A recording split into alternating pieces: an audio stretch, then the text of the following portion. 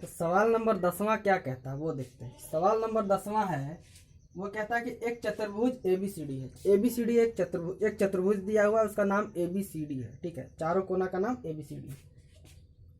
विकर्ण परस्पर बिंदु O पर इस प्रकार प्रतिच्छेद करते हैं कि AO बटा BO और CO बटा DO है। ठीक है, दोनों बराबर है। जैसे कि ये एक चतुर्भुज है, इसका विकर्ण हम बताए थे कि विकर्ण क्या होता है कि दो अपोजिट कोना को मिला देते हैं, जो लाइन मिलाता है उसको बोलते हैं विकर्ण। इसमें ये यहाँ पे O पे प्रतिच्छेद कर रहा है, मतलब O पे एक दूसरे को काट रहा है। ठीक है, तो हमको पूछा है कि दर्शाइए ABCD एक समलंब है। तो आपको सिद्ध करके बताना है कि ABCD एक चतुर्भुज जो है ये समलंब है। समलंब कहने का मतलब क्या हुआ था, हम बताए थे अभी समलंब में कि कोई भी चतुर्भुज उसके दो भुजाएं एक दूसरे के समांतर होती है तो वो चतुर्भुज समलंब कहा जाते हैं, मतलब बन जाते हैं। ठीक है, तो यहाँ पे देखिए क्या क्या चीज दिया हुआ है। जैसे कि देखिए एबीसीडी एक चतुर्भुज है जिसके विकर्ण एसी और बीडी एक दूसरे के ओ पर प्रतिच्छेद करते हैं। ये चीज दिया हुआ है कि कहाँ पे प्रतिच्छेद करते हैं, ओ पर प्रतिच्छेद करते हैं। इसके कौन से, एक दूसरे के दोनों विकर्ण। ठीक है, ये चीज दिया हुआ है। पहला चीज ये दिया हुआ है।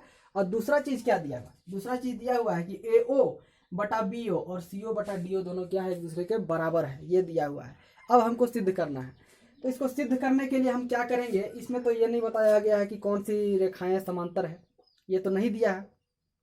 सिर्फ क्या दे दिया है, अनुपात दे दिया है। ठीक है, दो रेखाओं का अनुपात दिया है। ठीक है, हमको क्या करना है, प्रूफ करना है।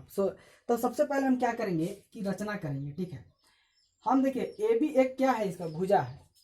हम AB के समांतर एक लाइन का रचना करेंगे। ठीक है, किसमें करेंगे, AD एक रेखा है, AD जो भुजा है उससे लेकर के हम O तक एक ऐसी रेखा का रचना करेंगे जो AB के समांतर होगा। अब इससे फायदा क्या होगा भैया, ये रेखा खींचने से फायदा क्या हुआ, ये रेखा हम ऐसे नहीं खींचे, समांतर रेखा है। तो यहाँ पे लिखना होगा, रचना हम कर रहे हैं, जो जो चीज कर रहे हैं वो चीज लिखना पड़ेगा हमको। रचना, एक रेखा खींचा गया है, रेखा खींचा ओ से कितना होना चाहिए, EO और AB दोनों क्या होना चाहिए, समांतर खींचा।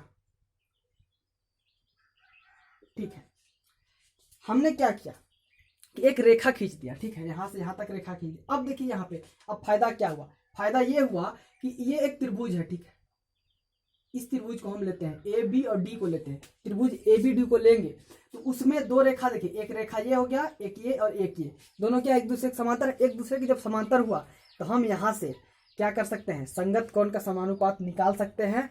और इसमें किस चीज का इस्तेमाल, कौन से प्रमेय का इस्तेमाल करके, आधारभौतिक समानुपातिक प्रमेय का इस्तेमाल करके। तो हम यहाँ पे प्रमाण के रूप में देते हैं, प्रमाण के रूप में क्या लिखना होगा हमको, प्रमाण के रूप में हम लिखते हैं AB किसके पैरेलल है, किसके समांतर है, EO के समांतर है। ये कहाँ से हमें प्राप्त हुआ, ये हमें प्राप्त हुआ रचना से। हम बनाए हैं, खुद से हम रचना किए हैं इसका। ठीक है, यहाँ से हमको प्राप्त हुआ। ठीक है, यहाँ पे लिख देना होगा रचना से। ठीक है, अब क्या करते हैं, अब हम करते हैं कि इसमें त्रिभुज ABD में, त्रिभुज ABD को हम ले लिए। ABD में हम क्या करते हैं, इसमें हम आधारभौतिक समानुपातिक प्रमेय का इस्तेमाल करते हैं। ये चीज दिया हुआ है तो हम यहाँ पे लिख देते हैं, अतः आधारभौतिक समानुपातिक प्रमेय से।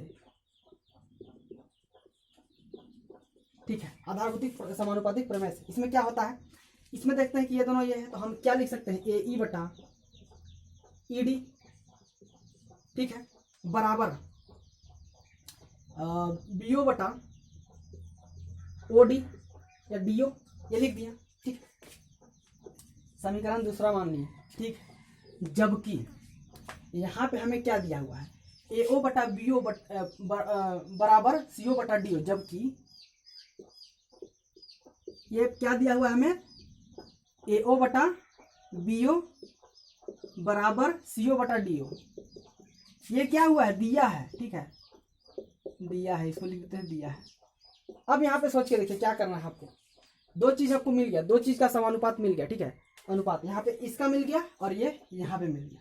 लेकिन आपके पास इसको हम इक्वेशन 2 मान लीजिए, इसको इक्वेशन 3 मान लेते हैं, ठीक, 3 मान के चलते हैं। अब देखिए दोनों में कॉमन कुछ दिख रहा है आपको, ये दोनों में कॉमन कुछ दिख रहा है, ए बटा ई ओ, बी ओ बटा डी ओ, कॉमन नहीं दिख रहा है। थोड़ा सा दिमाग लगा क्वेश्चन को दिया है कि आप समझ ना पाइए, इसीलिए। तो यहाँ पे हमको क्या करते हैं, यहाँ पे अगर देखते हैं कि दोनों में हम बराबर कॉमन लाना होगा, तो यहाँ पे देखिए बी ओ बटा डी ओ हम इसमें भी ला सकते हैं, ठीक है। कैसे ला सकते हैं, यहाँ पे देखिए, यहाँ पे अथवा करके लिखते हैं। क्या करेंगे कि हमें देखिए यहाँ पे पहले चेक करना है बी ओ बटा डी ओ किसमें, बी ओ बटा, बी ऊपर आना चाहिए, ठीक है, बी ओ ऊपर होना चाहिए और नीचे डी ओ होना चाहिए, ये चीज़ हमको ध्यान में रखना है। तो यहाँ पे देखिए इसको अगर ऊपर ले जाते हैं और इसको यहाँ ले आते हैं तो मेरा काम बन गया। तो यहाँ पे क्या करते हैं कि बी ओ को ऊपर ले आए बटा डी ओ को नीचे लिख दिए बराबर ए ओ बटा ओ सी, इसको इक्वेशन नंबर 4 मान लेते हैं। अब तक अभी यहाँ तक समझ में आ गया आपको। अब यहाँ से क्या होता है, अब देखिए ये कॉमन है, इसमें भी इक्वेशन नंबर 2 में और इक्वेशन नंबर 4 में कॉमन क्या है, ये सॉरी ए ओ बटा ओ सी। हमारे पास कॉमन क्या क्या मेरे पास आ गया, ये कॉमन आ गया बी ओ बटा डी ओ, बी ओ बटा डी ओ। तो यहाँ से हम क्या करते हैं, समीकरण 2 तथा 4 से, समीकरण 2 तथा 4 का इस्तेमाल करके हम देखते हैं कि बी ओ बटा डी ओ का वैल्यू ए ओ बटा ओ सी है। तो यहाँ पे लिख देते हैं ए ओ बटा सी ओ, लिख देते हैं बराबर ए ई बटा ई ओ, ए ई बटा ई ओ। अब देखिए यहाँ से इतना प्रूफ करने के बाद क्या हमें प्राप्त हुआ, इसको इक्वेशन नंबर 5 मान लेते हैं, ठीक है। अब देखते हैं क्या प्राप्त हुआ, हमें क्या प्रूफ करना है, ये दो रेखाएं क्या होना चाहिए, समांतर होना चाहिए, तब हम इसको समलंब कह सकते हैं। तो यहाँ देखिए ए ओ बटा सी ओ, इसको आपको क्या करना है कि आपको देखना है यहाँ पे ए ओ बटा सी ओ, ये वाला हुआ, ठीक है, बराबर किसके है, ए ई बटा ई डी के बराबर है, ठीक है, ठीक है। तो यहाँ से हमको क्या निकल के आता है, अगर ये दोनों बराबर है इसका मतलब क्या हुआ कि ई ओ बटा ई ओ और डी सी क्या होना चाहिए, ये दोनों क्या हो गया, समांतर हो गया। कैसे समांतर हुआ, अतः यहाँ पे ऐसा नहीं लिखना होगा, इससे पहले हम लिखना होगा कौन सा थ्योरम का इस्तेमाल कर रहे हैं, कौन सा प्रमेय का इस्तेमाल कर रहे हैं। तो प्रमेय 6.2 में हमने पढ़ा था, 6.2 में, उसमें क्या होता है कि अगर ये समानुपात हुए, ठीक है, तो क्या हो सकते हैं कि उनके उस त्रिभुज के अंदर जो रेखाएं हैं वो क्या हो जाएंगे, समांतर हो जाएंगे। तो यहाँ पे अतः आधारभूतिक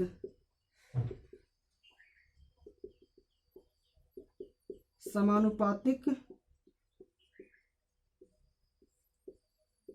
प्रमेय के विलोम से, आधारभूतिक समानुपातिक प्रमेय के विलोम से क्या होगा, ई ओ किसके पैरेलल हो जाएगा, डीसी के पैरेलल हो जाएगा, ये हो जाएगा। हम इसको इक्वेशन नंबर 6 मान लेते हैं। अब हम दो चीज यहाँ पे देख लिए हैं, ई ओ डी ओ डीसी के समांतर है, डीसी के समांतर है, और यहाँ पे देख रहे हैं कि ई ओ ए बी के समांतर है। तो हम क्या कह सकते हैं कि समीकरण 1 तथा समीकरण 6 से, ठीक है, समीकरण 1 तथा समीकरण 6 से हम क्या होता है, सिद्ध होता है कि ए बी किसके समांतर हो जाएगा, डीसी के समांतर हो जाएगा। ये प्रूव्ड, यही प्रूफ करना था, ठीक है।